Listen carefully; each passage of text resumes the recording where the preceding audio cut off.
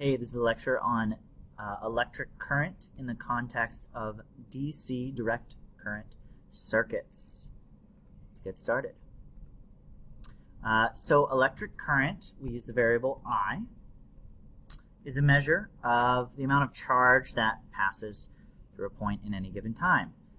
We get electric current because whenever a voltage is applied across a wire, it creates an electric field. And that electric field stays within the conductor. And if we have charges in our electric field, they apply a force to all of our electrons, which is causing our electrons, for example, in this GIF, to move in a particular direction. So, again, electric current is the rate that charge flows, or the rate that charge passes a given point. The units for electric current are amperes, sometimes shortened to amps. And 1 amp is equal to 1 coulomb per second. So to measure the current, I could literally just look at a piece of wire, count all the electrons that pass, and figure out the total charge of all those electrons divided by the time. Current is defined as delta Q over delta T, or charge per unit time. When we're talking about electric circuits, since circuits involve the flow of electricity, they're actually really closely related to the flow of other fluids like water.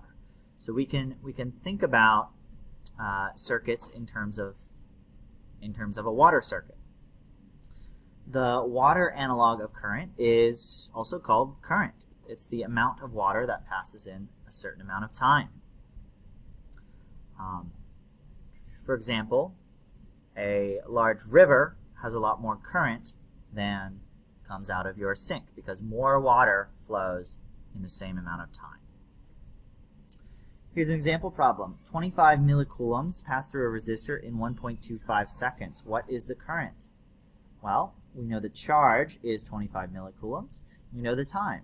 To find the current, we just do I equals charge over time, which is 25 millicoulombs over 1.25 seconds.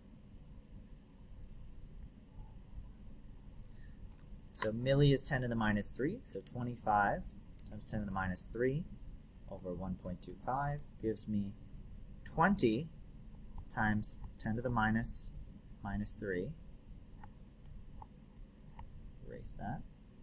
And my units are going to be coulombs per second, or I could write that as 20.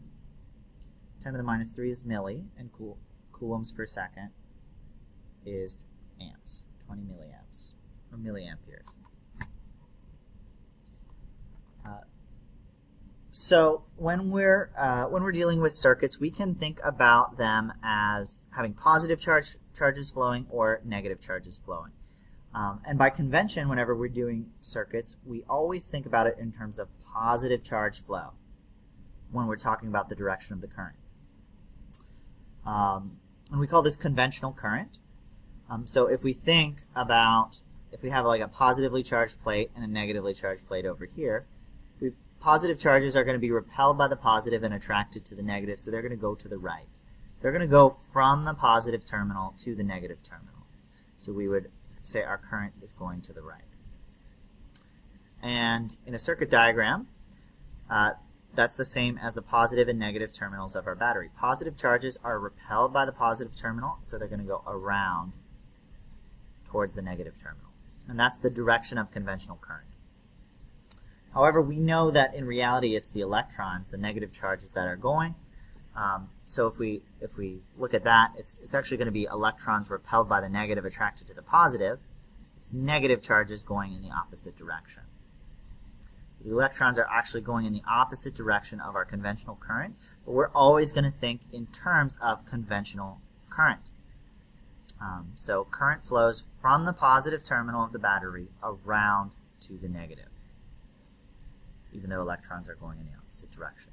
These two interpretations are mathematically equivalent. It's just convention that we talk about positive charge. So current is constant in series, or the total current is constant in a circuit. And that's because, well, current is the flow of charge, and charge is conserved. It's not created or destroyed. So if you have a certain amount of charge going into one part of a circuit, that same amount of charge has to be leaving that part of the circuit in order for that current to continuously flow. Otherwise, you get a charge buildup somewhere, and that doesn't happen. And one of the reasons it doesn't happen is because if you build up charge, it would all repel itself, and basically it doesn't allow itself to happen. So here we have a bulb in series with a resistor, and if we trace out the current, we have 5 milliamps coming in.